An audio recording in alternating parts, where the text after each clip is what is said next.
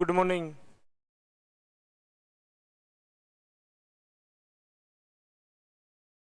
Science tech topic था अपना। Science tech subject है ना अपना। इसमें टेक्नोलॉजी से संबंधित तीन टॉपिक पढ़ लिया हमने। क्या क्या? नैनो टेक पढ़ा, ठीक है। नैनो टेक के बाद में डिफेंस पढ़ लिया, डिफेंस के बाद में स्पेस पढ़ लिया, स्पेस टेक्नोलॉजी पढ़ लिया। एक नया टॉपिक और है, वो भी टेक्नोलॉजी का ही है, लेकिन उसमें 3 टॉपिक हैं एक साथ। एक तो है कंप्यूटर टेक्नोलॉजी, एक तो क्या है कंप्यूटर टेक्नोलॉजी, और एक है सूचना इंफॉर्मेशन टेक्नोलॉजी, और एक है संचार कम्युनिकेशन टेक्नोलॉजी। ये टॉपिक है ना अपने, ये टॉपिक है पूरा। तो इन तीनों को अलग अलग पढ़ेंगे, ज़्यादा अच्छे से समझ में आएगा। आया समझ में? साइंस टेक के पोर्शन में नैनो पढ़ लिया हमने, डिफेंस पढ़ा, स्पेस पढ़ा। उसके बाद में ये टॉपिक वैसे तो एक ही कहलाता है, आईसीटी। क्या कहते हैं इसको? Information and communication technology. लेकिन इसी के अंदर ये तभी समझ में आएगा जब क्या पढ़ेंगे हम कंप्यूटर, और अपने सिलेबस में तो कंप्यूटर अलग से भी दिया हुआ है। तो कंप्यूटर का बेसिक तो पढ़ लेंगे बाद में, ऐसी कोई बात नहीं है। लेकिन कंप्यूटर का कौन सा पोर्शन पढ़ेंगे हम? टेक्नोलॉजी। टेक्नोलॉजी वाला पोर्शन इसमें पढ़ेंगे। कौन कौन सी जनरेशन है। जैसा मेन बात बताऊं कि क्वेश्चन कहाँ से आएगा? Super computer. कहाँ से आएगा क्वेश्चन? कंप्यूटर। अब ये क्या होते हैं, कैसे अलग होते हैं, क्या विशेषताएं हैं, समझ गए? क्या क्या नाम है, भारत के सुपर कंप्यूटर कौन कौन से हैं, ये बात करेगा। लेकिन यहाँ तक पहुँचने के लिए हम थोड़ी सी पृष्ठभूमि बनाएंगे, ध्यान से समझने का प्रयास करना। बात है लगभग 1980 के दशक की। कब की बात है ये? 1980 के दशक की बातें हैं। अब 1980 के दशक में हमने क्या क्या डेवलप कर लिया। हम थोड़ा बहुत नैनो के बारे में भी समझने लग गए थे। दुनिया के सामने एक नवीन टेक्नोलॉजी आई, क्या? नैनो। डिफेंस की हम बात करें, डिफेंस में मिसाइल टेक्नोलॉजी 1980 के जस्ट बाद में हमारा IGMDB प्रोग्राम भी स्टार्ट हो गया था। और स्पेस में यदि बात करें तो 1975 में क्या भेज दिया था हमने? आर्यभट्ट। इसका मतलब हमने एक उपग्रह सैटेलाइट हमारा बना लिया था, लेकिन हमने नहीं भेजा, किसी दूसरे की सहायता से भेजा था। और 1980 में क्या बना लिया था हमने? रॉकेट। कौन सा रॉकेट? SLV। हम शुरुआत तो हमने कर लिया, लेकिन इस स्टेप से आगे बढ़ने के लिए हमारे को एक बहुत अच्छी टेक्नोलॉजी की जरूरत है, बहुत ही अच्छे कंप्यूटर सिस्टम की जरूरत है, जो कि हमारे पास नहीं था। कहने का तात्पर्य ये है कि इससे आगे बढ़ने के लिए हमारे को सामान्य कंप्यूटर के बजाय कौन से कंप्यूटर की आवश्यकता है? सुपर कंप्यूटर की आवश्यकता है, जो कि हमारे पास थे नहीं। तो उस समय, उसके बाद में राजीव गांधी जी प्रधानमंत्री बने। राजीव गांधी जी कहाँ गए? उन्होंने कहा कि अमेरिका मेरा क्या है? दोस्त है। मैं अमेरिका से क्या लेके आऊंगा आपके लिए? सुपर कंप्यूटर लेके आऊंगा। USA गए, लेकिन पहली बार गए उसमें भी कोई रेस्पॉन्स नहीं मिला, समझ रहे हो क्या? दोबारा गए, दोबारा में भी कोई रेस्पॉन्स नहीं मिला। दोबारा में तो मना ही कर दिया गया कि आपको नहीं दिया जाएगा। क्यों नहीं दिया जाएगा? इसका हवाला भी दिया है उन्होंने कि 1974 में क्या किया था? परमाणु परीक्षण। भारत ने क्या किया था 1974 में? परमाणु परीक्षण। तो कहीं ना कहीं दुनिया के सामने मिसयूज कर सकते हैं, ये बहाना बना करके भारत को क्या कर दिया गया? मना कर दिया गया। अभी इससे आगे बढ़ने के लिए, इनसे आगे बढ़ने के लिए बिना सुपर कंप्यूटर हम आगे नहीं बढ़ सकते, समझ रहे हो ना? तो वापस से आगे एक कमेटी मीटिंग हुई। उस मीटिंग में सभी वैज्ञानिक भी बैठे हुए थे, और सभी के सामने राजीव गांधी जी ने कह दिया कि मैं आपके लिए सुपर कंप्यूटर न केवल ला सका और ना ही कोई टेक्नोलॉजी आपके पास ला सका। कहने का मतलब लाने में क्या रहा मैं? असफल। लेकिन उनमें से एक वैज्ञानिक थे विजय पांडुरंग भटकर। कौन वैज्ञानिक हैं? विजय पांडुरंग भटकर। बाद में इनको पद्मश्री, पद्म विभूषण पुरस्कार भी दिया गया। इन्होंने कहा कि कोई दिक्कत नहीं है, हम क्या बना सकते हैं? सुपर कंप्यूटर बना सकते हैं। वापस से अगेंस्ट राजीव गांधी जी ने कहा कि मैं सैंक्शन तो दे दूंगा, स्वीकृति दे दूंगा, फाइनेंस भी उपलब्ध करवा दूंगा, लेकिन आप वास्तव में बना सकते हो क्या? बोले बिल्कुल हम बना सकते हैं। पहला तो ये स्टेटमेंट दिया गया। कैसे बनाओगे आप? बोले हमने देखा तो नहीं है, उस समय सुपर कंप्यूटर थे क्रे। कौन थे? क्रे। ये सुपर कंप्यूटर चल रहा था। एक था आईबीएम। कौन सा था? आईबीएम। दोनों कंपनियां अलग अलग बनाती हैं। बोले हमने चेक तो नहीं किया, लेकिन हमने देखा है किसको? क्रे को। क्रे सुपर कंप्यूटर देखा है, उसके आधार पर हम बना लेंगे। ठीक है, कब तक बना लोगे? बोले जब तक आप अमेरिका से डील करके, अमेरिका से खरीद के लाओगे, वो अपने को बना के देगा, तब तक तो हम क्या कर देंगे? जुगाड़ से बना देंगे। ठीक है, कितने पैसे की आवश्यकता है? जितने पैसे आप अमेरिका को दोगे, उससे कम पैसे उसमें क्या कर देंगे? हम बना देंगे। इतना कॉन्फिडेंस रहता है भारत में और भारत के वैज्ञानिकों में। जिस प्रकार से आप में कितना कॉन्फिडेंस है कि एग्जाम में, ठीक है कभी दिया नहीं, लेकिन हम दे लेंगे, कोई दिक्कत नहीं है। कब दे लोगे? जब भी डेट आएगी उसी डेट को हम एग्जाम दे लेंगे। कितना पढ़ोगे? जितनी जरूरत होगी उतना ही पढ़ लेंगे। ठीक है, तो राजीव गांधी ने क्या स्वीकृति दे दी? सुपर कंप्यूटर बनाने की सैंक्शन स्वीकारते कर दिया। पहली बार इन्होंने ये भी कहा था कि जितने पैसों में आप सिर्फ एक कंप्यूटर लेके आओगे, उतने पैसों में तो हम एक संस्था भी बना देंगे। क्या बना देंगे? संस्था। सुपर कंप्यूटर बनाने के लिए कोई ना कोई संस्था होनी चाहिए। यस, संस्था भी बना लेंगे और उसमें सुपर कंप्यूटर भी बना लेंगे। ठीक है, तो पहली बार ध्यान हो तो 1988 में एक संस्था बनाया था हमने। कौन सी? सीडेक। और भारत में जो पहला सुपर कंप्यूटर बनाने वाली संस्था भी कौन सी है? सीडेक। और इसमें जो प्रमुख, जो मेन कौन थे? विजय पांडुरंग भटनागर। कब बनाया ये? 1988 में। इसका हेडक्वार्टर कहां पर है? पुणे। कहां पर है? पुणे में। ठीक है, और इसने सबसे पहले परम श्रेणी, प्रेम श्रेणी और परम 8, उसका नाम था परम 8000। ये भारत का पहला क्या है? Super computer. Super computer. अब ये क्या होते हैं? इसकी सबसे बड़ी दो ही कमियां हैं। इसका आकार बहुत बड़ा होता है, और दूसरा एनर्जी कंजम्पशन, ऊर्जा खपत बहुत ज्यादा है। बाकी इसकी स्पीड, इसकी क्षमता, सब कुछ बहुत ज्यादा है, बहुत अच्छी होती है। अब ये डायरेक्ट कैसे बने? कौन सी जनरेशन के सुपर कंप्यूटर? उससे पहले थोड़ा सा पीछे का इतिहास भी देखेंगे हम। कैसे? कि अभी तक कंप्यूटर की 5 पीढ़ियां हैं, 5 जनरेशन आ चुकी है। क्या? 5 जनरेशन आ चुकी है कंप्यूटर की आज तक। जो सुपर कंप्यूटर की हम बात कर रहे हैं वो कौन सी जनरेशन का है? 5वीं जनरेशन में कौन है? Super computer. तो अभी बात किया कि सुपर कंप्यूटर से ही संभव है अच्छी अच्छी टेक्नोलॉजी, स्पेस को आगे बढ़ाना, डिफेंस को आगे बढ़ाना, मौसम की गणना करना किसके माध्यम से संभव है? क्यों? इसी से संभव क्यों है? इससे पहले जो भी कंप्यूटर बनाया उससे संभव क्यों नहीं है? इसका मतलब उनमें अलग अलग इलेक्ट्रॉनिक डिवाइस का यूज किया गया। इसमें क्या किया गया कि जो भी माइक्रो प्रोसेसर है, अभी प्रेजेंट में जो चिप है उसको क्या कहते हैं? Micro processor. माइक्रो प्रोसेसर तो पहले ही यूज कर लिया था हमने, लेकिन सुपर कंप्यूटर में माइक्रो प्रोसेसर ऐसे समानांतर श्रेणी में होते हैं। कौन सी स्थिति में? समानांतर श्रेणी में।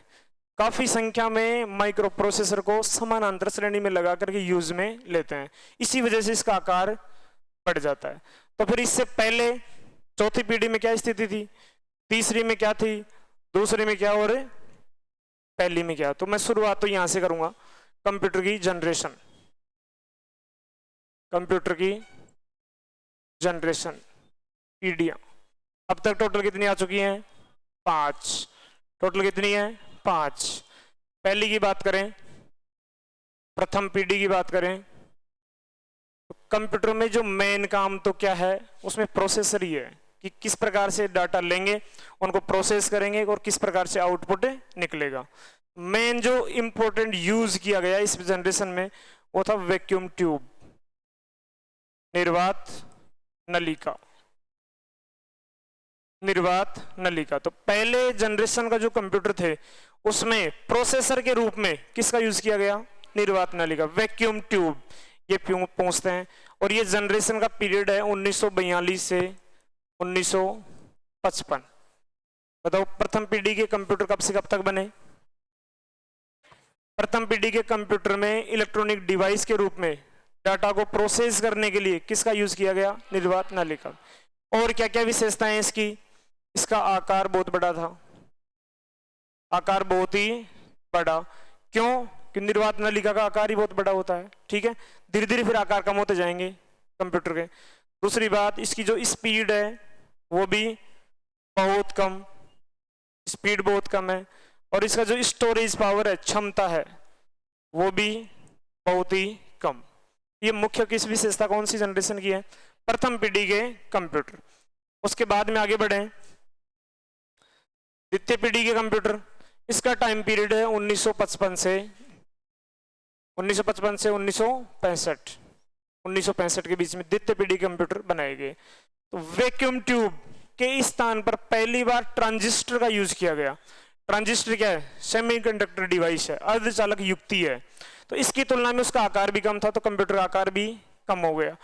इसकी तुलना में स्पीड भी उसकी बढ़ गई और इसकी स्टोरेज पावर भी बढ़ गई। ये पहुंचता है कि द्वितीय पीढ़ी की जो कंप्यूटर हैं उसमें किसका यूज किया गया? ट्रांजिस्टर का यूज किया गया पहली बार। पता लिखा दूंगा इसके बारे में कि अर्धचालक युक्ति है, सिलिकॉन और जर्मेनियम से बनाए जाते हैं ट्रांजिस्टर। अब बात करेंगे आकार की। इसकी तुलना में आकार थोड़े कम हो जाएंगे और स्पीड थोड़ी बढ़ जाएगी। स्पीड बढ़ जाएगी तो क्षमता भी इसमें बढ़ जाएगी, इसकी तुलना में बढ़ जाएंगे। इसमें पहली बार जो भाषा का यूज किया गया वो मशीनी भाषा का यूज किया गया। जैसे कंप्यूटर की अलग अलग भाषा होती है, फोर्ट्रॉन, कोबोल, C++, तो ऐसे बढ़ती जाएंगे। इसमें बेसिक सामान्य भाषा जैसे बेसिक का यूज किया गया। तीसरी पीढ़ी की बात करें, थर्ड जनरेशन की बात करें, थर्ड जनरेशन का टाइम पीरियड है 1965 से 1975 के बीच में। सबसे पहली जनरेशन में क्या यूज किया हमने? Vacuum tube. दूसरी जनरेशन में ट्रांजिस्टर। इसमें आते आते हमने आईसी, इंटीग्रेटेड सर्किट, आईसी बना लिया। क्या बना लिया? इंटीग्रेटेड सर्किट, एकीकृत परिपथ। एकीकृत परिपथ ये और भी छोटे होते हैं, तो कंप्यूटर का आकार भी और भी छोटा हो गया, और भी कम हो गया। स्पीड और भी ज्यादा बढ़ गई, और भी ज्यादा बढ़ गई। और रही बात क्षमता की, क्षमता भी और भी ज्यादा बढ़ गई। एक किल्वी नामक वैज्ञानिक थे, उन्होंने इसकी खोज किया था, IC, integrated circuit. Fourth generation की बात करें तो फोर्थ जनरेशन कब से कब तक है? 1975 से। वर्तमान में जो भी आप कंप्यूटर देखते हैं, लैपटॉप हो, मिनी कंप्यूटर हो, माइक्रो कंप्यूटर हो, सभी प्रकार के कंप्यूटर कौन सी जनरेशन के अभी प्रेजेंट में? वर्तमान तक, 75 से वर्तमान तक। तो आप कहेंगे सर पांचवी जनरेशन कौन सी है? इसी में से जो सुपर कंप्यूटर हैं उनको मानते हैं पांचवी जनरेशन। इसमें यूज करेंगे माइक्रो प्रोसेसर, उसमें काफी माइक्रो प्रोसेसर को समानांतर श्रेणी में यूज करेंगे। समझ गए? तो जो आईसी है, आईसी के स्थान पे अब क्या यूज कर लिया हमने? माइक्रो प्रोसेसर, इसका यूज करना स्टार्ट कर दिया। इसकी वजह से इसका आकार और भी छोटा हो गया, और भी छोटा हो गया। कंप्यूटर का भी आकार छोटा हो गया। मेन काम यही है, मेन जो काम है इलेक्ट्रॉनिक डिवाइस ही है, बाकी तो पूरी बॉडी है। रही बात स्पीड, इसकी स्पीड और भी ज्यादा बढ़ जाएगी, और भी ज्यादा बढ़ जाएगी। तो इसकी जो स्टोरेज पावर है वो भी बहुत ज्यादा बढ़ जाएगी। और नेक्स्ट जो जनरेशन है, पांचवी जनरेशन, कौन सी? पांचवी। इसमें कब से कब तक है? वर्तमान में जो सुपर कंप्यूटर हैं वो इसी में आते हैं, सुपर कंप्यूटर। इसमें जो काफी माइक्रो प्रोसेसर हैं, माइक्रो प्रोसेसर, इनको समानांतर श्रेणी में यूज करना स्टार्ट कर दिया गया। अब इनमें संख्या तो बढ़ गई वापस से, वहां पे एक ही माइक्रो प्रोसेसर था, इसमें एक से अधिक माइक्रो प्रोसेसर है। वहां पे एक ही काम कर रहा था, यहाँ पे काफी समानांतर काम करेंगे, तो वापस से इसका आकार बहुत ज्यादा बड़ा हो जाएगा। तो सामान्य कंप्यूटर की तुलना में सुपर कंप्यूटर का आकार बहुत बड़ा होता है, एक एक पूरे मकान जितना बड़ा होता है, बहुत बड़ा होता है। समझ रहे? क्यों बड़ा वापस से? क्योंकि एक से अधिक माइक्रो प्रोसेसर है, और इतने अधिक माइक्रो प्रोसेसर का यूज करेंगे तो इसकी स्पीड भी सबसे ज्यादा स्पीड किसकी रहेगी? कितनी स्पीड रहेगी? जैसे आपको जानकारी है कि 10 की घात 3 को क्या कहते हैं? 10 की घात 3 किलो, किलो बाइट, केबी, केबी का नाम तो सुना ही है, सबसे पहले केबी, फिर एमबी, फिर जीबी, फिर टीबी, फिर पीबी, पेंटाबाइट। वर्तमान में जब शुरुआत में सुपर कंप्यूटर बनाया था उस समय सिर्फ टीबी इसी को मानते थे, बल्कि हमने तो जीबी का ही बनाया था। जीबी को क्या कह दिया हमने कि ये सुपर कंप्यूटर अपना, लेकिन प्रेजेंट में सुपर कंप्यूटर किसको मानते हैं? पेंटाबाइट। 10 की घात 6, 10 की घात 9, 10 की घात 12, 3, 6, 9 में तो ये आएगा, के भी 2 बार लिख दिया गया, क्या आएगा? GB, MB, MB, GB, TB, petabyte. 10 की घात 15। प्रेजेंट में जो सुपर कंप्यूटर है ना उनकी स्पीड ये है, इससे कम होंगे तो उनको सुपर कंप्यूटर नहीं माना जाएगा। लेकिन ये डेवलपमेंट एक साथ थोड़ी हुआ है, धीरे धीरे हुआ है। पहले हमने जो परम 8000 बनाया था उसकी स्पीड थी जीबी के अकॉर्डिंग। हालांकि सुपर कंप्यूटर की जो स्पीड होती है वो फ्लॉप्स में मापी जाती है, फ्लॉप्स में। उसकी फुल फॉर्म बताऊंगा अभी क्या है। ये कैसे निकालते हैं, जानकारी है क्या? सबसे छोटी यूनिट है, सबसे छोटी यूनिट क्या होती है? बिट। बाइट नहीं होती है, सबसे छोटी यूनिट क्या होती है? बिट। सबसे छोटी यूनिट है बिट। 4 बिट क्या कहलाती है? एक निबल। क्या कहलाती है? निबल। 8 बिट एक बाइट। 8 बिट बराबर 1 बाइट। फिर यहां से बाइट आ गया, अब लेना है 1024 बाइट। 1024 बाइट। केबी 1 किलो बाइट। ऐसा समझ में? 1024 बाइट को क्या कहते हैं? 1 केबी। 1024 केबी को, किलो बाइट को 1 मेगा बाइट। एमबी क्या कहते हैं? मेगाबाइट। 1024 एमबी को 1 गीगा बाइट। 1 giga bite. उसके बाद में 1024 जीबी को 1 टेराबाइट। टेरा बाइट। और 1024 टीबी को 1 पेंटा बाइट। तो प्रेजेंट में ये स्थिति है। प्रेजेंट में सुपर कंप्यूटर को उसको कहेंगे जो पेंटाबाइट की क्षमता है, 10 की घात 15 के बराबर उसकी स्पीड होती है। 1 सेकंड में लाखों गणनाएं कर सकता है एक साथ में। समझ गए क्या? तो कहां पे थे हम? यहां तक पहुंच गए थे 5वीं जनरेशन तक। इसमें जो माइक्रो प्रोसेसर है उसको कहते हैं U, ultra small, UL ultra large scale integration. Integration ultra large scale integration. तो आपसे यह भी पूछ सकता है कि एक से अधिक माइक्रो प्रोसेसर होंगे? बिल्कुल होंगे। वो कौन सी श्रेणी में होंगे? समानांतर श्रेणी में होंगे। इस वजह से इसका आकार बहुत ही ज्यादा बढ़ गया। एक से अधिक माइक्रो प्रोसेसर समानांतर है, इसलिए इसकी स्पीड भी बहुत ज्यादा बढ़ गई। वर्तमान में कितनी? पेंटाबाइट में इसकी स्पीड होती है सुपर कंप्यूटर की। समझ गए? इसके लिए एक लाइन में कौन सा शब्द यूज करते हैं? VLSI और ULSI। You, very good. इसमें क्या हो रहा है? सिर्फ एक ही माइक्रो प्रोसेसर है, VLSI, very large scale integration. Integration का यूज किया गया। हम यहां पर पहुंच गए सुपर कंप्यूटर के पास। फिर हम सुपर कंप्यूटर के इतिहास को आगे बढ़ाएंगे। पहले भारत में देख लेंगे। भारत में 1988 में क्या बना दिया? सीडेक। कैसे बना? कौन कौन से कंप्यूटर हैं? इवन ये नहीं कि भारत में सीडेक ही सुपर कंप्यूटर बनाता है, और भी एजेंसियां हैं, जैसे DRDO भी बना रहा है आजकल। तो IITs जो भी बड़ी बड़ी खड़गपुर अलग अलग जो संस्थान है ये भी बना रहे हैं। IISc ये भी बना रहे हैं सुपर कंप्यूटर। ठीक है, लेकिन इन सभी के लिए पूरे विश्व में एक लिस्ट जारी की जाती है, टॉप 500। कौन सी लिस्ट जारी की जाती है? टॉप 500, कि पूरे विश्व के टॉप 500 सुपर कंप्यूटर कौन कौन से हैं। क्वेश्चन अपने यहां से आने की संभावना है। टॉप 500 में से 300-400 तो किसके रहते हैं? अमेरिका, चीन, जापान, इन तीन का ही रहते हैं। अपने कितने के रहेंगे? 2, 2.5, 3, 4 इतने रहते हैं। अब की बार जो लेटेस्ट है, हर 6 महीने में जारी की जाती है, ये हर 6 महीने में जारी की जाती है ये लिस्ट। भारत में कौन कौन सा? एक तो 75 नंबर पर है ऐरावत, 500 में 75वें नंबर पर भारत का कौन सा है? ऐरावत। पेंटा में स्पीड है। 120 पर कौन सा है? परम सिद्धि। कौन सा है? परम सिद्धि।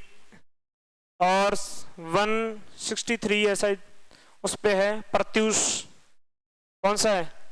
प्रत्यूष। ये भारत के सुपर कंप्यूटर है जो टॉप 500 में शामिल है। पूरी दुनिया का सबसे टॉप फर्स्ट पे कौन है? अमेरिका का। इस समय किसका है? अमेरिका है। फ्रंटियर, फ्रंटियर कौन सा है? फ्रंटियर। ऐसे 2, 4, 5 की बात करेंगे। विश्व की बात करेंगे। भारत में सीडेक के बारे में बात करेंगे। CDAC centre of development advance computing, centre for development advance computing 1988 में एक संस्था बना दिया गया। इसका उद्देश्य था भारत में सुपर कंप्यूटर बनाना। विजय पांडुरंग भटकर इसके प्रमुख थे। इन्होंने परम श्रेणी की श्रृंखला स्टार्ट किया था। तो ऐसे इस प्रकार से लिखेंगे। तो पहले मेरे हिसाब से जनरेशन लिख लें तो ज्यादा बेस्ट रहेगा, आगे की चीजें आराम से समझ में आ जाएंगी। तो एक बार बताओ, देखें थोड़ा सा एक बार रिवीजन करेंगे। शुरुआत कैसे करेंगे हम इस टेक्नोलॉजी का? अगला टॉपिक है कंप्यूटर टेक्नोलॉजी, एक इंफॉर्मेशन टेक्नोलॉजी और एक कम्युनिकेशन टेक्नोलॉजी। ये 3 टेक्नोलॉजी पढ़ेंगे हम आगे। ये 3 तो पढ़ लिया। क्या क्या पढ़ लिया हमने? Nano, defence, space. नेक्स्ट हम कौन कौन सी टेक्नोलॉजी पढ़ेंगे? कंप्यूटर, सूचना, संचार। कंप्यूटर का बेसिक भी हम कर लेंगे, ऐसी कोई बात नहीं है, लेकिन पहले बात करेंगे कंप्यूटर टेक्नोलॉजी के बारे में कि कौन सी तकनीक का यूज किया जा रहा है अभी प्रेजेंट में। क्यों जरूरी था ये डेवलपमेंट करना? क्यों जरूरी था? क्योंकि इस समय हमने छोटे छोटे कार्य तो कर लिया था हर सेक्टर में, जनगणना करने के लिए, मौसम का अध्ययन करने के लिए, वन रिपोर्ट तैयार करने के लिए। ये जो हमारे सामान्य कंप्यूटर हैं ये सभी फेल है, ये सक्सेस नहीं है। हमें किसकी जरूरत है? सुपर कंप्यूटर की। सुपर कंप्यूटर की सख्त आवश्यकता है। तो सुपर कंप्यूटर के इतिहास की बात करें तो राजीव गांधी जी ने प्रयास किया था, अमेरिका गए थे, लेकिन अमेरिका वालों ने क्या कह दिया? मना कर दिया। इसलिए पहली बार 1988 में हमने क्या संस्था बनाया? सीडेक। सीडेक एक संस्था है जिसका मुख्यालय कहां पर है? पुणे में। 1988 में बनाया गया और इसका प्रमुख कार्य यही होता है कि सुपर कंप्यूटर बनाना, और इसने बनाया भी पहली बार में। कौन प्रमुख वैज्ञानिक कौन है? विजय पांडुरंग भटकर। अब ये सुपर कंप्यूटर कौन सी जनरेशन के कंप्यूटर हैं? 5वीं। तो इससे पहले कितनी जनरेशन हो गई? 4। इसमें बेसिक अंतर की बात करें तो यही है, मेन कंप्यूटर में काम क्या करता है? इलेक्ट्रॉनिक डिवाइस, सीपीयू के अंदर चिप है, अपना पूरा सीपीयू है, ये बाहर वाला सीपीयू। इसके अंदर एक मदरबोर्ड है। क्या होती है? मदरबोर्ड। इस मदरबोर्ड में क्या लगे होते हैं? चिप। वर्तमान में चिप है, लेकिन पहले इसकी जगह क्या इस्तेमाल करते थे हम? निर्वात नलिका, वैक्यूम ट्यूब। इसको प्रथम जनरेशन का कहते हैं। द्वितीय जनरेशन में किसका यूज किया हमने? ट्रांजिस्टर का, सेमीकंडक्टर डिवाइस हो गया। तीसरी पीढ़ी में किसका यूज किया दिया हमने? एकीकृत परिपथ, इंटीग्रेटेड सर्किट का यूज किया। धीरे धीरे आगे बढ़ेंगे तो क्षमता बढ़ती जाएगी, स्पीड बढ़ती जाएगी और आकार भी कम होता जाएगा। चौथी जनरेशन में हमने माइक्रो प्रोसेसर, इसका यूज करना स्टार्ट कर दिया। माइक्रो प्रोसेसर, इसी को कहते हैं चिप। क्या कहते हैं इसको? चिप। अब इसको क्या नाम देते हैं? Very large scale integration. Very large scale integration. 5वें में अल्ट्रा लार्ज स्केल इंटीग्रेशन। चौथी और 5वीं में अंतर क्या है? एक माइक्रोसॉफ्ट को माइक्रो प्रोसेसर का यूज किया। इसमें काफी माइक्रो प्रोसेसर को कौन सी श्रेणी में? समानांतर श्रेणी में यूज करेंगे। इसकी वजह से वापस से कंप्यूटर का आकार बहुत ही बड़ा हो गया। आकार तो बड़ा हो गया, लेकिन इसकी स्पीड भी बहुत ही ज्यादा हो गई, क्षमता दक्षता बहुत ही ज्यादा है। तभी हम स्पेस टेक में यूज कर सकते हैं, डिफेंस में यूज कर सकते हैं, मौसम विज्ञान में यूज कर सकते हैं। और वर्तमान में जो सुपर कंप्यूटर हैं वो किस में देखे जाते हैं? पेंटाबाइट। पेंटाबाइट लिखो एक बार, वो नहीं लिखाऊंगा कंप्यूटर क्या है, किसने खोज किया, ठीक है।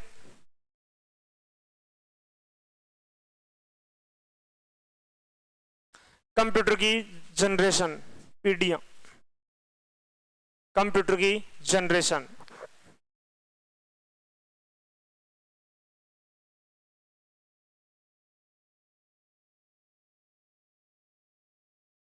कंप्यूटर की जनरेशन। अभी तक कुल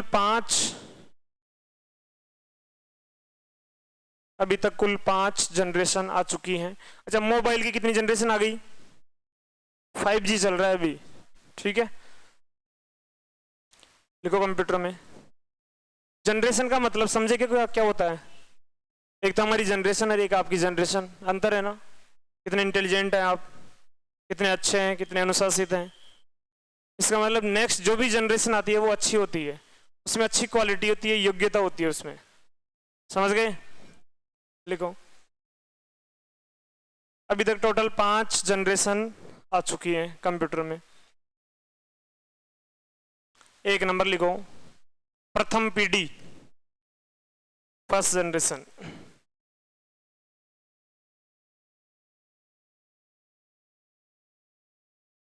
फर्स्ट जनरेशन 1942 से 1955, 1942 से 1955। मिलान करवा सकता है? अभी ऐसे पहचानना स्टार्ट कर दो कि क्वेश्चन कैसे आएगा। इधर कंप्यूटर की जनरेशन होंगी, पहली, दूसरी, तीसरी, चौथी, और इधर निर्वात नलिका, ट्रांजिस्टर, आईसी और माइक्रो प्रोसेसर। ऐसे मिलान करवा सकता है वो कौन सी जनरेशन में क्या है। जैसे पिछली बार प्री में शायद क्या आया था, कौन से रॉकेट कब बना, ऐसे आया था, मिलान करवाया था उसमें। लिखो 1942 से 1955। लिखो इन कंप्यूटर में डाटा प्रोसेसिंग के लिए डाटा मतलब आंकड़े, डाटा प्रोसेसिंग के लिए निर्वात नलिका, वैक्यूम ट्यूब, निर्वात नलिका, कोष्टक में लिखो वैक्यूम ट्यूब का यूज किया गया। अंडरलाइन कर लो इसे, निर्वात नलिका, वैक्यूम ट्यूब का यूज किया गया। वैसे निर्वात नलिका की खोज 1906 में ही कर लिया गया था फ्लेमिंगो द्वारा। निर्वात नलिका का यूज किया गया। नेक्स्ट लिखना, इसलिए इनका आकार बहुत बड़ा होता था। इसलिए इनका आकार बहुत बड़ा होता था, बहुत बड़ा होता था। नीचे स्पीड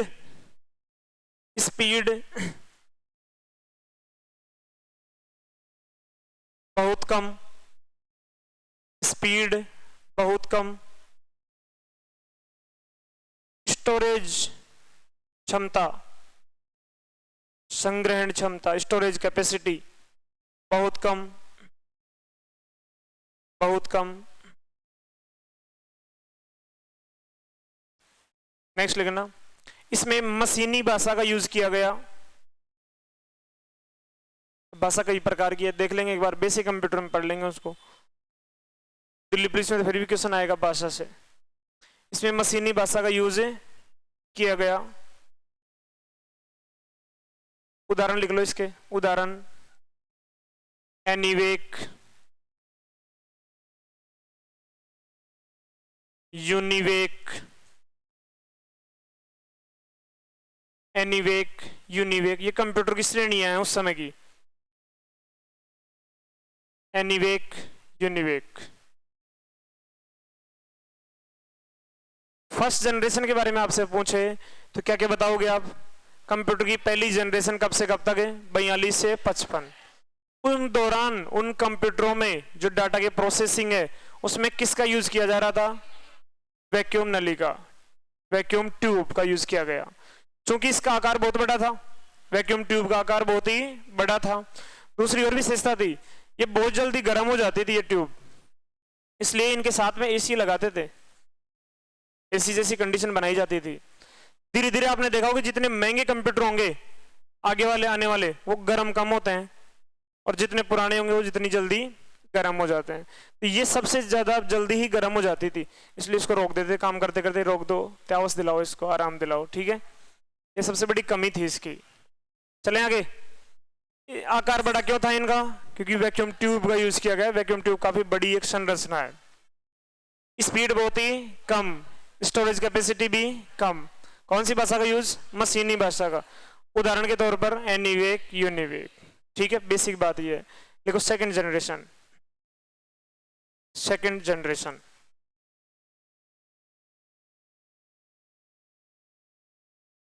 सेकंड जनरेशन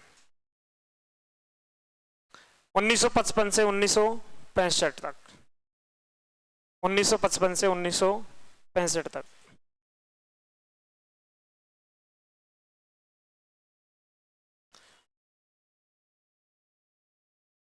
इनमें ट्रांजिस्टर का यूज किया गया, ट्रांजिस्टर का यूज किया गया।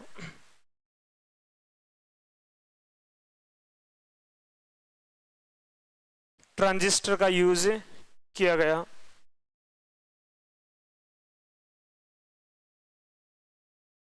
इसलिए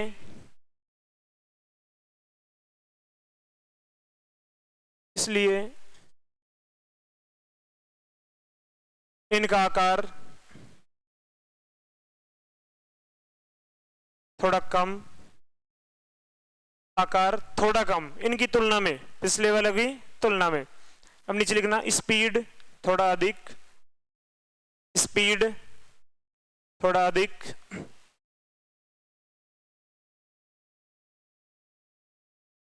स्टोरेज कैपेसिटी थोड़ा अधिक। बढ़ गई ना, स्पीड थोड़ा अधिक हो गई और कैपेसिटी भी इसमें बढ़ गई।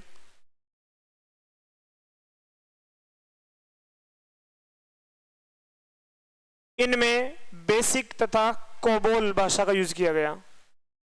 बेसिक तथा कोबोल, ये कंप्यूटर की लैंग्वेज है। ये बेसिक तथा कोबोल भाषा का यूज किया गया।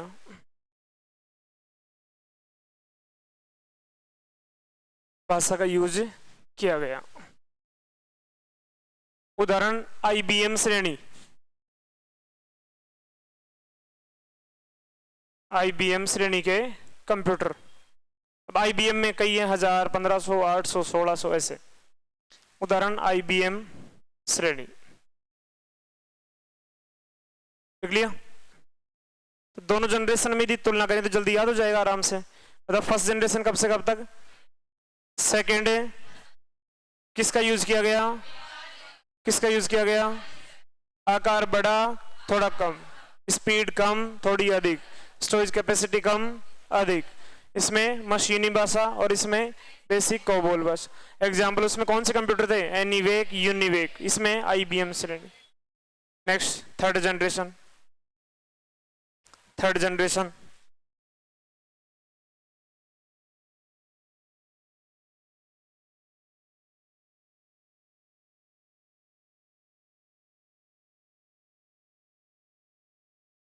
थर्ड जनरेशन 1965 से 75, 1965 से 1975। पढ़ना अपने को सुपर कंप्यूटर है। क्वेश्चन आपके टेक्नोलॉजी में सुपर कंप्यूटर से ऐसे आएंगे, लेकिन सुपर कंप्यूटर तक पहुंचने के लिए जनरेशन का यूज किया हमने। थर्ड जनरेशन कब से कब तक है? 65 से 75। लिखो, इनमें डाटा प्रोसेसिंग के लिए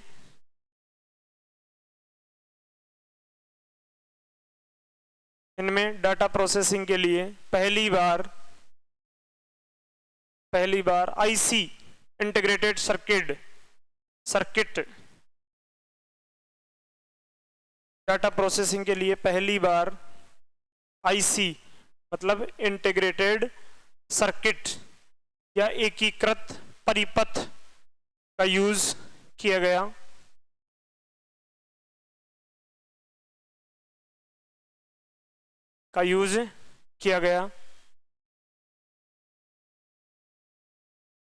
नेक्स्ट लाइन, इसलिए कंप्यूटर का आकार छोटा हो गया, इसलिए कंप्यूटर का आकार छोटा हो गया।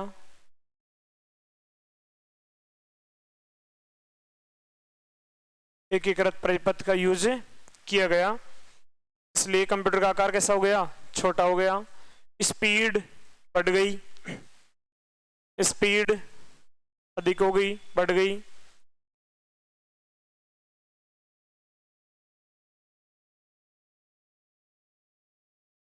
क्षमता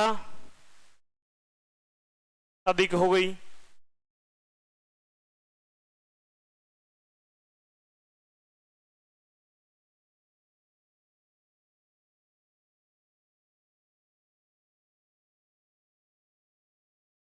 इसमें कंप्यूटर की प्रोग्रामिंग लैंग्वेज का यूज किया गया, प्रोग्रामिंग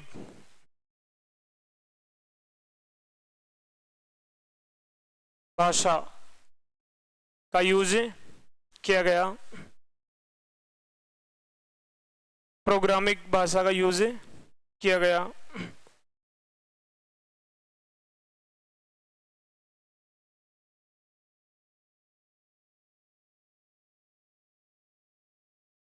आईबीएम श्रेणी कंप्यूटर, इसमें भी आईबीएम श्रेणी। अब आईबीएम में कई श्रेणी है, 1000, 800, 1600, 2000 ऐसे अलग अलग। इसमें उदाहरण आईबीएम श्रेणी।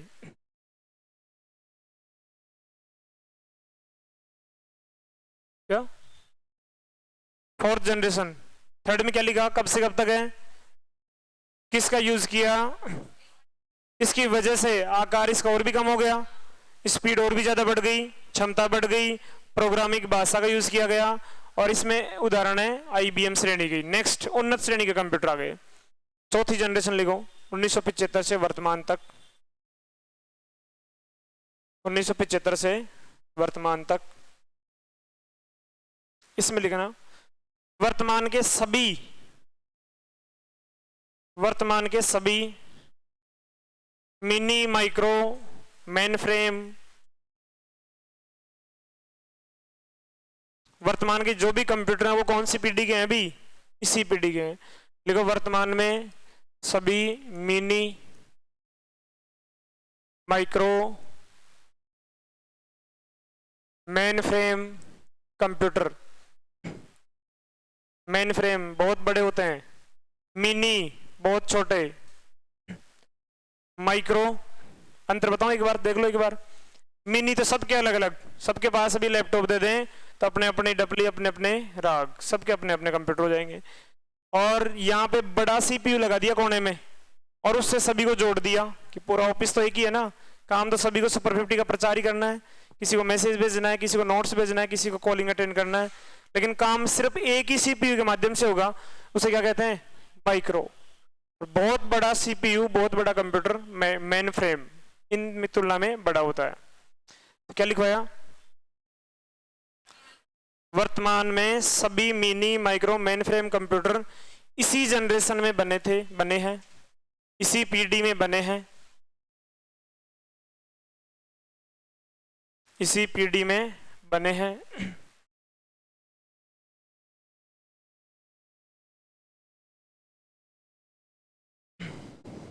आगे लिखना, नेक्स्ट लिखना, इसमें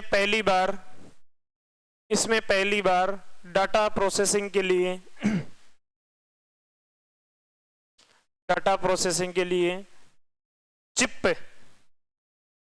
चिप का यूज किया गया, चिप का यूज किया गया। पहली बार डाटा प्रोसेसिंग में चिप का यूज किया गया, जिसे माइक्रो प्रोसेसर भी कहते हैं, जिसे माइक्रो प्रोसेसर भी कहते हैं।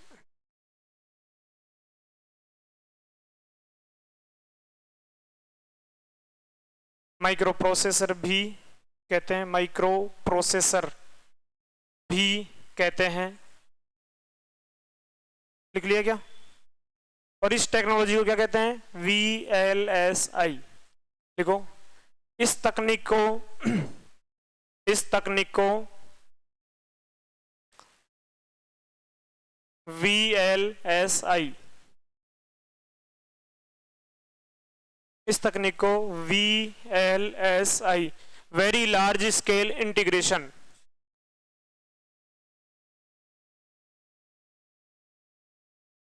वेरी लार्ज स्केल इंटीग्रेशन कहते हैं। क्या कहते हैं इसको? VLSI, very large scale integration, या माइक्रो प्रोसेसर या फिर चिप है। लिख लिया क्या आपने? इसका नाम पूछ लेता है कई बार पूरा नाम भी। एक तो क्वेश्चन आएगा फुल फॉर्म पूछने का, ATM का पूछे, किसी का पूछे वो।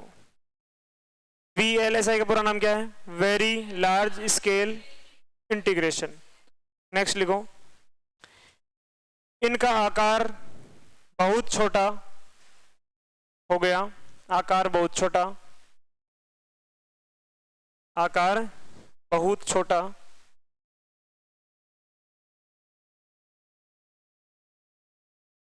आकार बहुत छोटा, स्पीड तथा क्षमता बहुत अधिक, स्पीड तथा क्षमता बहुत अधिक।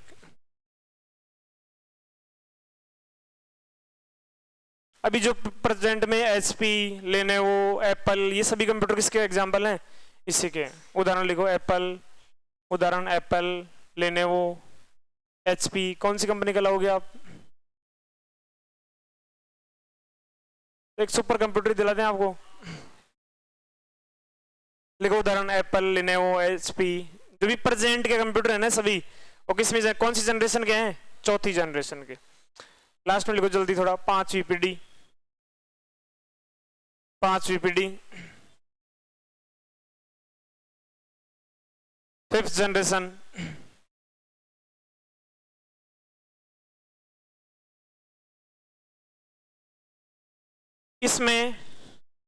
इसमें वर्तमान में सुपर कंप्यूटर का विकास किया जा रहा है, इसमें वर्तमान में सुपर कंप्यूटर का विकास किया जा रहा है। 5वीं जनरेशन लिखो, इसमें वर्तमान में सुपर कंप्यूटर का विकास किया जा रहा है, सुपर कंप्यूटर का विकास किया जा रहा है। नेक्स्ट लाइन, इसमें डाटा प्रोसेसिंग के लिए, आराम से लिखो कोई दिक्कत नहीं है, ठीक है। इसमें डाटा प्रोसेसिंग के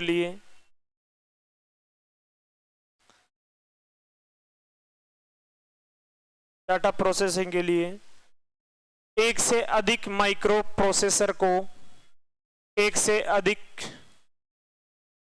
माइक्रो प्रोसेसर को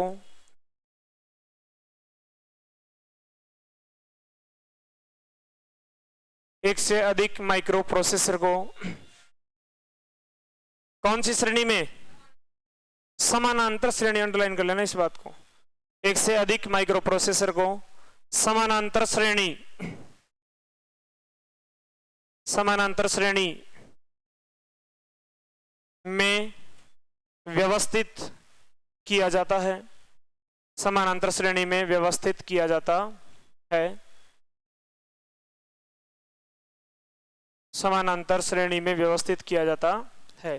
अंडरलाइन कर लिया ना समानांतर को? आगे लिखो, इस तकनीक को ULSI, इस तकनीक को ULSI, full form ultra large scale, ultra ULSI, ultra large scale integration कहते हैं, कहते हैं। इनका आकार बहुत बड़ा होता है, इनका आकार बहुत बड़ा होता है। आकार बड़ा क्यों होगा? क्योंकि बहुत ज्यादा माइक्रो प्रोसेसर हैं और जो भी किस क्रम में है? समानांतर है। इनका आकार बहुत बड़ा होता है। नेक्स्ट, इनकी स्पीड, इनकी स्पीड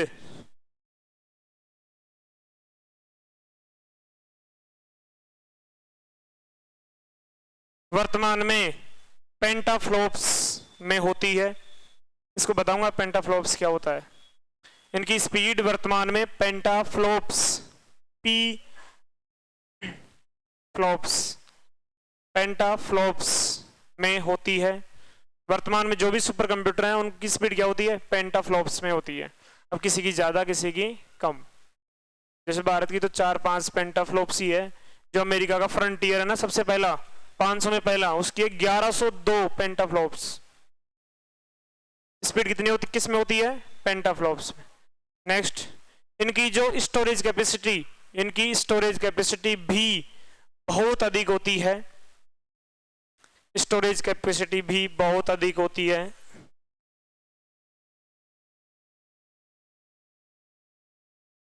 स्टोरेज कैपेसिटी भी बहुत अधिक होती है, इसलिए इनका उपयोग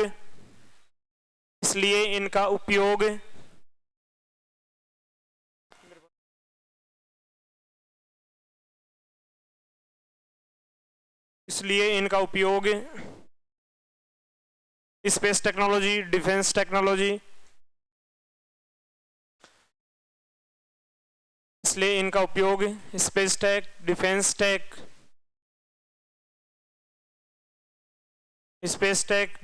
टेक, मौसम विज्ञान अध्ययन, मौसम विज्ञान, जनगणना, जल्दी मौसम विज्ञान, जनगणना, वन रिपोर्ट, ये जितने भी बड़े प्रोजेक्ट हैं वो सामान्य कंप्यूटर नहीं कर सकता। कौन करेगा, सुपर कंप्यूटर।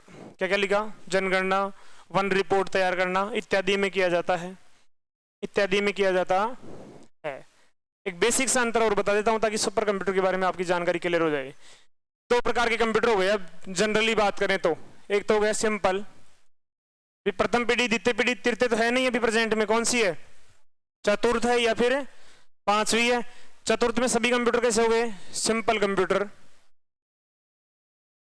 और ये कौन से हो गए, सुपर कंप्यूटर। इनमें कोई बेसिक अंतर बता सकता है क्या, जो मूलभूत अंतर है, जिसको हमने देखा कि पहले तो हमने वैक्यूम ट्यूब का यूज किया, फिर ट्रांजिस्टर का यूज किया, उसके बाद में आईसी का यूज किया, फिर माइक्रो प्रोसेसर को समानांतर श्रेणी में। इसमें माइक्रो प्रोसेसर का यूज है प्रेजेंट में, इसमें भी माइक्रो प्रोसेसर का है, लेकिन इसमें एक से अधिक माइक्रो प्रोसेसर को समानांतर क्रम में यूज किया गया है। किसका यूज है, माइक्रो प्रोसेसर। और इसमें एक से अधिक लिखना नहीं है, समझना, एक से अधिक माइक्रो प्रोसेसर को, यही तो पूछेगा, समानांतर क्रम में यूज किया जाता है। इस वजह से इन दोनों में तुलना करें तो आकार की बात करें, इनका आकार बहुत ही छोटा और इसका आकार बहुत बड़ा। ठीक है, एक एक पूरे मकान, पूरे कमरे इतने बड़े से होते हैं सुपर कंप्यूटर, समझ रहे हो। और बात करें तो स्पीड और क्षमता, स्टोरेज, ये दोनों सामान्य, हालांकि गीगा तक तो पहुंच गई है, टीबी तक भी पहुंच गई, ऐसी कोई बात नहीं है, लेकिन ये पेंटाफ्लॉप्स तक बहुत अधिक प्रेजेंट में पेंटाफ्लॉप्स तक। इसमें जो मेन इंपॉर्टेंट मैं लिखवाना चाह रहा था वो ये है, इसमें जो भी चिप बनेगी, माइक्रो प्रोसेसर बनेगा, वो सेमीकंडक्टर से बनेगा। इसमें बनेगा माइक्रो प्रोसेसर सिलिकॉन एवं जर्मेनियम का यूज। इसमें गैलियम एवं आर्सेनिक का यूज, मतलब इनको बनाने के लिए किसका यूज किया जा रहा है, इसमें सिलिकॉन और जर्मेनियम। हिंदी लिखो इसका, सिलिकॉन और जर्मेनियम। सबसे ज्यादा जो माइक्रो प्रोसेसर बना रही कंपनी है इंटेल, पूरे विश्व में अभी भी 70% मार्केट इंटेल कंपनी के पास ही है। उसका हेड ऑफिस कहां पर है, सिलिकॉन वैली, यूएसए में। इसीलिए सिलिकॉन वैली क्यों कहते हैं उसको, कि वहां पे क्या बनते हैं, माइक्रो प्रोसेसर। किसका यूज किया जा रहा है, सेमीकंडक्टर का, सिलिकॉन और जर्मेनियम का। तो वहां को उसको क्या कहते हैं, सिलिकॉन वैली। भारत में कहाँ बन रहे हैं ये, बेंगलुरु में, इसलिए बेंगलुरु क्या कहते हैं, सिलिकॉन वैली। गैलियन वैली किसे कहते हैं,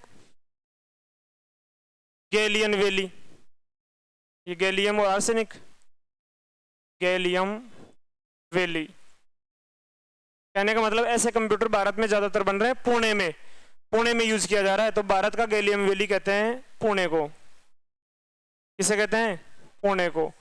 और भारत में जो सेमीकंडक्टर ये बन रहे हैं, कौन से, माइक्रो प्रोसेसर, तो भारत का जो सिलिकॉन वैली क्या है, सिलिकॉन वैली, बेंगलुरु,